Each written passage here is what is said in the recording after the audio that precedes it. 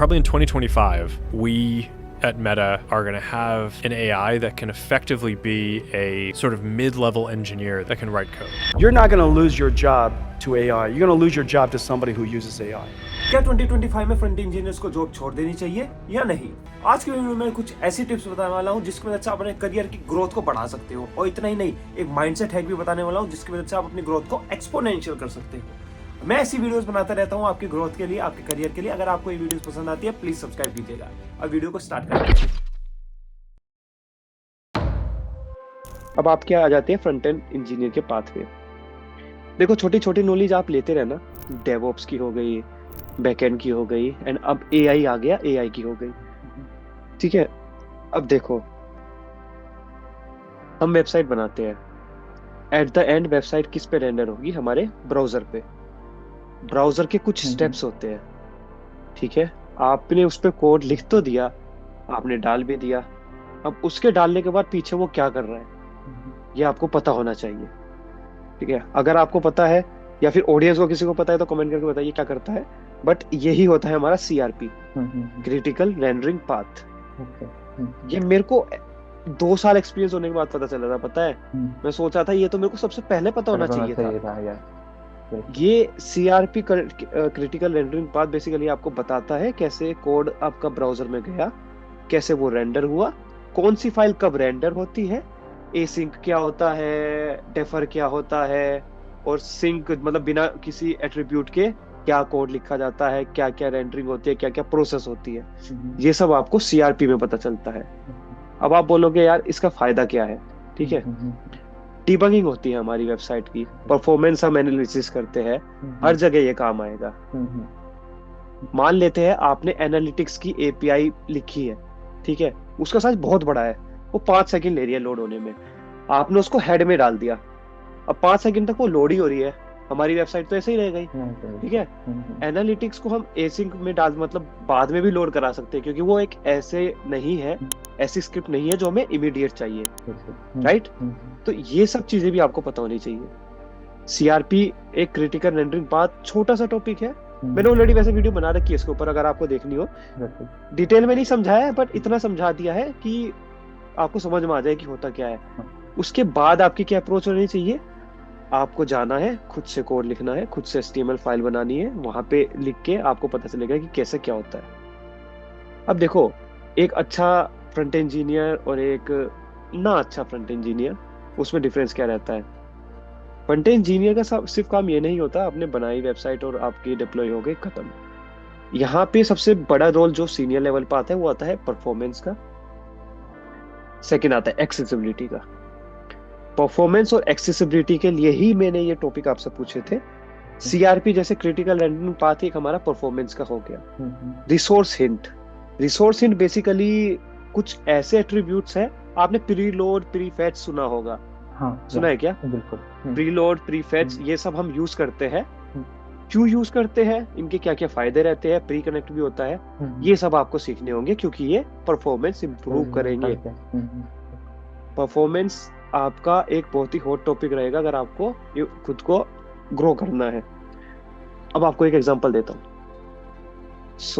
जब मैं एक बार एक इंटरव्यू दे रहा था, उसमें एक बंदा था, मतलब जो इंटरव्यूअर था वो 10 साल एक्सपीरियंस था।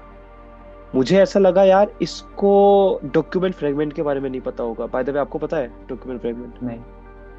ओके, सो ऑडियंस को किसी को पता हो तो कमेंट करके बताना। सो डॉक्यूमेंट फ्रेगमेंट बेसिकली हमारा एक तरीके से ऐसे समझिए, रियल डोम होता है उसका वर्चुअल वर्जन समझिए। ओके, जैसे रिएक्ट बनाता है। बिल्कुल, ठीक है। सो उसमें क्या होता है, उसमें आप एक आपने वर्चुअल करके बना दिया उसको, अब उसमें आप चेंजेस कर रहे हो, रियल डोम में कोई चेंज नहीं हो रहा है। अब जितने भी आपने उसमें चेंजेस किए, परफॉर्मेंस कुछ वहां पे अफेक्ट नहीं पड़ रहा है रियल में। अब जैसे ही आपने जितने चेंजेस उसके अंदर कर दिए, आप सिर्फ एक बार रियल डोम में उसको भेजोगे, एक बार रियल डोम उसको रेंडर कराएगा, ठीक है। जैसे टू डू लिस्ट हो गई हमारी, आप ऐड कर रहे हो, अब हर एक लिस्ट को थोड़ी बार बार आप रीरेंडर कराओगे, तो आप उस केस में डॉक्यूमेंट फ्रेगमेंट यूज कर सकते हो। हमारी लाइब्रेरी जैसे रिएक्ट डॉक्यूमेंट फ्रेगमेंट का यूज करती है, व्यू वगैरह भी behind the scene document fragment का यूज करती है, ठीक है। तो आपको ये भी पता होना चाहिए रिएक्ट आखिर करता क्या है बैकग्राउंड में। आपने अभी बोला वर्चुअल डोम, आपको पता होना चाहिए वर्चुअल डोम है क्या एग्जैक्टली, पीछे कैसे काम करता है। ठीक है, वर्चुअल डोम की भी वैसे मैंने एक काफी अच्छी वीडियो बनाई थी, मैंने भी कोर्स लिया था एक्चुअली 4 घंटे का कोर्स था, उसको मैंने शॉर्ट में 30 मिनट्स या 15 मिनट्स में दिखा रखा है, तो वो भी देख सकते हो। उसमें आपको पता चलेगा कि वर्चुअल डोम क्यों बनाया गया था। अब ये चीजें देखो बेसिक्स है, कुछ भी एडवांस नहीं है, ठीक है, पर इनका फायदा रहता है। मान लेते हैं आपको कोई प्रॉब्लम आती है, कोई एडवांस प्रॉब्लम आ गई, उनको सोल्व सिर्फ आप बेसिक से ही कर सकते हो। भले ही आपको कोई फैंसी वर्ड ना पता हो। मान लेते हैं इवेंट डेलीगेशन का ही एग्जांपल ले लेते हैं, तो बताया एक और परफॉर्मेंस का आता है। गूगल क्या करता है, वेबसाइट्स को रैंक करता है उनकी परफॉर्मेंस के हिसाब से। कोर वेब वाइटल यही है, उसको आप पढ़ सकते हो, मैं ये जो भी लिख रहा हूँ आपको भेज दूंगा बाद में, ठीक है। कोर वेब वाइटल बेसिकली यही कहता है कि कितनी अच्छी परफॉर्मेंस है किसी वेबसाइट की, जितनी आपकी अच्छी परफॉर्मेंस होगी उतना ज्यादा आप रैंक ज्यादा करोगे, और वही मैं ठीक है। या एग्जैक्टली गूगल क्रोम पे जब आप इंस्पेक्ट पे जाते हो, एप्लीकेशन करके एक टैब आती है ना, वहां पे आपने देखा होगा परफॉर्मेंस हम देख सकते हैं। अभी इस कॉल के बाद जाके देखना, वहां पे आपको जब उसकी परफॉर्मेंस देखोगे वहां पे वो कोर वेब वाइटल लिखे हुए दिखाएगा। एलसीपी क्या होता है, आईएनपी क्या होता है, ये सब देखना, तब आपको समझ में आएगा कि ये होते क्या है। ये आ गई अब हमारी वेब परफॉर्मेंस। अब आते हैं नेक्स्ट टॉपिक पे, वेब एक्सेसिबिलिटी। 10 में से 8 इंजीनियर्स को नहीं पता ये क्या होता है, ठीक है। पता नहीं मेरे को, यूएस इंजीनियर्स का नहीं पता, पर मेरे को लगता है उनको पता होगा, बट हमारे इंजीनियर्स को एटलीस्ट नहीं पता है। क्यों नहीं पता है? यूएस में एक लीगल लॉ है कि आपको जो भी सर्विस बनानी है, जो भी वेबसाइट बनानी है, एप्लीकेशन बनानी है, वो सब यूज कर सके, ठीक है। मान लेते हैं अगर मैं देख नहीं सकता तो मैं भी उसको यूज कर सकूं, ठीक है। या फिर मैं कोई डिवाइस यूज करता हूं, मैं एक ही हाथ से यूज करता हूं लैब डिवाइसेस को, तो मैं भी उस वेबसाइट को यूज कर सकूं। डोमिनोज पे एक बार केस भी हो चुका है इसके लिए, मैंने स्टोरी भी डाली थी। आपको पता है ब्लाइंड पर्सन वाली स्टोरी, डोमिनोज वाली। सो बेसिकली डोमिनोज पे उसने केस कर दिया था कि क्योंकि वो पिज्जा ऑर्डर नहीं कर पाया था। क्यों कर पाया? क्योंकि उनके पास लॉ है। अब क्योंकि उनके पास लॉ है, उनको एक्सेसिबिलिटी करनी पड़ेगी, सीखनी पड़ेगी, राइट। सो वेब एक्सेसिबिलिटी को आप ऐसा समझिए, आपको थोड़ा कनेक्टेड फील होगा, पता है, ऐसे कि आपको ऐसा लगेगा कि फ्रंट एंड के साथ आपका रिलेशन है, आपको पता है उसके बारे में, ठीक है। नेक्स्ट आता है हमारा सिस्टम डिजाइन। कोई अलग से टॉपिक नहीं होता है ये सिस्टम डिजाइन, ये एक फ्रेमवर्क समझ लीजिए, या फ्रेमवर्क गलत वर्ड होगा, एक वे ऑफ इंजीनियरिंग समझ लीजिए, कैसे आप इंजीनियरिंग करते हो, ठीक है। अब इसमें एग्जांपल ले लेते हैं किसी भी वेबसाइट का या फिर किसी फीचर का। मान लेते हैं आपको इमेज कराउजल बनाना है, मैं आपको इमेज कराउजल बनाने के लिए दूंगा, ठीक है। अब आप मेरे को थोड़ी रिक्वायरमेंट बताइए, क्या क्या सोच रहे हो आप दिमाग में। मतलब हम कितने उधर इमेज रेंडर करेंगे, हम यूजर को कहाँ पर बटन दिखाएंगे, लेफ्ट जाने का, राइट जाने का, मतलब कितने पेजिनेशन दिखाएंगे नीचे, वो पहले। उसके बाद वो जितना भी इमेज क्राउजल होगा उसका विड्थ, हाइट कितना वगैरह होगा, वही अभी तो वही आ रहा है। एग्जैक्टली। सो ये सब चीजें जो हम दिमाग में सोचते हैं, यही सिस्टम डिजाइन है।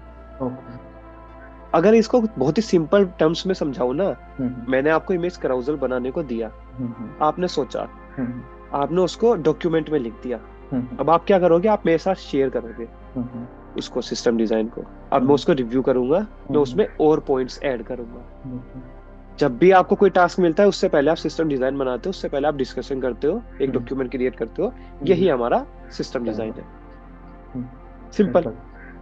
अब बस इसमें आपको ये पता होना चाहिए कौन कौन सी बेस्ट अप्रोचेज होती है, फ्रंट एंड की बेस्ट अप्रोचेज होती है, क्या क्या आपको सर्विसेज पता है। जैसे अगर एक व्हाट्सएप का एग्जांपल ले लेते हैं हम, व्हाट्सएप पे हम मैसेज भेजते हैं, ठीक है, और मैसेज रिसीव भी करते हैं। अब यहाँ पे आपको पता होना चाहिए क्या हम वेब सॉकेट यूज करें, क्या हम रेस्ट एपीआई यूज करें, या फिर एक नया कॉन्सेप्ट है सर्वर साइड इवेंट्स का, क्या हम उसको यूज करें। तीनों में से कुछ भी यूज कर सकते हैं, ठीक है। अगर सही अप्रोच देखे तीनों में से मोस्टली का आंसर ये रहेगा कि वेबसाइट, वेबसाइट है क्योंकि है ना। अब कंटिन्यूअस ऑडियंस भी कनेक्शन बता सकती है कि उन्हें क्या लगता है। हम्म तो हालांकि अगर परफॉर्मेंस वाइज देखा जाए तो वेब सॉकेट से अच्छा हमारा रहेगा सर्वर साइड इवेंट और रेस्ट एपीआई का कॉम्बिनेशन। ओके ठीक है, अब देखो मैंने मैसेज लिखा, मैंने उसको भेज दिया, मैं उसको पोस्ट रिक्वेस्ट से भेज सकता हूँ, बिल्कुल राइट। हम्म अब जरूरी थोड़ी है वो एकदम रिप्लाई दे देगा मेरे को, हम्म ठीक है। तो मैं अपना वेब सॉकेट ओपन क्यों रखूं जब हाँ। एकदम से रिप्लाई नहीं आने वाला है? मैं क्यों अपने सर्वर पे इतना लोड करूं? लोड करें तो मैं क्या करूंगा, मैं सर्वर साइड इवेंट यूज करूंगा। वो क्या होता है, वो वन वे कम्युनिकेशन करता है। उसमें क्या होता है, सर्वर ने क्लाइंट को भेज दिया, बस खत्म, ठीक है। और वो रियल टाइम में भेजता है, ये है सर्वर ने क्लाइंट को भेज दिया, क्लाइंट वापस नहीं भेज सकता है। क्लाइंट को अगर वापस भेजना है तो वो कभी भी भेजे, उसमें रेस्ट एपीआई यूज कर लेंगे हम, पोस्ट रिक्वेस्ट भेज देंगे, सिंपल, है ना। तो यही होता है, हमेशा पहला सॉल्यूशन जरूरी नहीं है सही हो। मुझे भी ये लगता था कि यार वेब सॉकेट यूज करेंगे क्योंकि मुझे पता ही उसके बारे में था, राइट। अब जब तक आपको नए टॉपिक्स नहीं पता होगा तब तक आपको पता कैसे चलेगा। तो यही होता है सिस्टम डिजाइन में, आप रिव्यू करवाते हो, आप देखते हो, आप रिसर्च करते हो, आपको पता चलता है नए नए टॉपिक्स के बारे में, तो आप उनको इम्प्लीमेंट करते हो। जैसे जैसे आपको ग्रो करना है ना, ये ही मेरे ख्याल से सबसे ज्यादा हॉट टॉपिक रहेंगे जो आपको करने होंगे। तो जैसे जैसे आप ग्रो करोगे ना, आप ये चाहोगे कि आपका टाइम उस पे ज्यादा जाए जो चीज आपको नहीं पता है। नहीं पता है जो आपको पता है उस पे क्यों आप टाइम बर्बाद करोगे? तो ऑटोमेशन तो आपको करना होगा। ऑटोमेशन करने के लिए सबसे अच्छा तरीका मेरे को अभी लग रहा है वो है एआई। आप एजेंट्स बनाइए, आप एलएलएम का यूज करिए, एक फ्रेमवर्क बनाइए और उससे काम करवा लीजिए। अभी कुछ दिन पहले मैं एक वीडियो देख रहा था, तो उसमें ये लिखा था कि कैसे इफेक्टिव इंजीनियर्स प्रोडक्टिव बनते हैं। तो उसने ये बोला कि उसका हर दिन डेली का सुबह का काम ये होता था, वो जाता था, कोड को पुल करता था, पुल करने के बाद एंड्रॉइड स्टूडियो पे बिल्ड करता था, तो उसके 15-20 मिनट ऐसे ही चले जाते थे। अब यही सिनेरियो लेते हैं उसके सीनियर इंजीनियर से। उसके सीनियर इंजीनियर ने क्या किया, एक स्क्रिप्ट लिख रखी थी, सुबह आता था, स्क्रिप्ट रन करता था, अपना साइड में काम करना स्टार्ट कर देता था, वो सारे काम कर रहा था स्क्रिप्ट। तो यही होता है, आपको अपना टाइम बचाना है, आपको इफेक्टिवली काम करना है, तो आपको ऑटोमेशन तो अपनाना पड़ेगा। और ऑटोमेशन अपनाने के लिए सबसे ज्यादा एआई ही है, ठीक है। अभी हॉट टॉपिक है एजेंट्स, एआई एजेंट्स। अभी मैंने उसके बारे में पढ़ा नहीं है तो मैं इसलिए कुछ बोल नहीं सकता हूँ, पर मैं वैसे ही बता रहा हूँ कि अभी का हॉट टॉपिक है एजेंट्स, आप उसके बारे में पढ़ सकते हो। अब देखो, ये तो बात होगी हमारी टेक्निकल, अब आते हैं थोड़ी नॉन टेक्निकल चीजों पे। ओके, ये जब आप पढ़ोगे आपको काफी बार ऐसा रियलाइज होगा ये मैं क्या कर रहा हूँ। एट द एंड सब इंसान है, ठीक है, हमें जीना भी है, हमें मनी प्रॉब्लम्स भी सॉल्व करनी है। आपको बीच बीच में ऐसा रियलाइज होगा कि यार मैं क्यों कर रहा हूँ, मैं सच वो कर लेता हूँ फ्रीलांसिंग, वहां से पैसे आएंगे, या कुछ और कर लेता हूँ जहां से पैसे आए, जहां से इमीडिएट रिजल्ट मिले। बेसिकली क्योंकि इसमें आपको देखो इमीडिएट रिजल्ट नहीं मिलेगा, आप नॉलेज ले रहे हो हर दिन, वो कंपाउंड होगी नॉलेज, फिर कभी जाके रिजल्ट मिलेगा, ठीक है। ये एक प्रोसेस है, कंटिन्यूअस प्रोसेस, जिसमें आपको रिजल्ट को भूलना होता है। पर जिस चीज में आपको रिजल्ट नहीं दिखता है इमीडिएट, वो मतलब कंसिस्टेंट रहना बहुत ही ज्यादा मुश्किल होता है उस चीज में, ठीक है। तो आपके अपने माइंड को पहले ही मेकअप करना होगा, पूरा अच्छी तरीके से बताना होगा उसको कि भाई टाइम लगेगा, रिजल्ट ना भी आ रहा हो तो भटकना नहीं है, हमें दूसरी चीज पे नहीं जाना है, एक टाइम पे एक ही चीज देखनी है, ठीक है। अब देखो, आप अगर इन स्किल्स पे फोकस करोगे ना, तो आप कंपनी तो भूल जाइए। मतलब कोई भी कंपनी हो, मुझे नहीं लगता कि अगर आप वहां पे जाना चाहोगे वो मना हो जाएगा। बेसिकली ऑब्वियसली कोई और रीजन हो तो नहीं, पर मैं सिर्फ तैयारी के पर्सपेक्टिव से बोल रहा हूँ। अगर किसी को फ्रंट इंजीनियर चाहिए, आपने ये सब बेसिक्स पढ़ रखी है, देखो टेक्निकल से ज्यादा जिन चीजों ने मेरी हेल्प करी है, कोई सही टॉपिक ले लो आप, वर्क लाइफ बैलेंस ले लो, मनी ले लो, ग्रोथ ले लो, करियर कुछ भी ले लो, लाइफस्टाइल ले लो, लाइफ ले लो, फ्रेंड्स ले लो, कलीग्स के साथ रिलेशन, कुछ भी ले लो आप, बुक्स ने मेरी हेल्प करी है, ठीक है। मैं मानता हूँ कि अगर आपको ग्रो करना है, सेल्फ हेल्प बुक पढ़िए।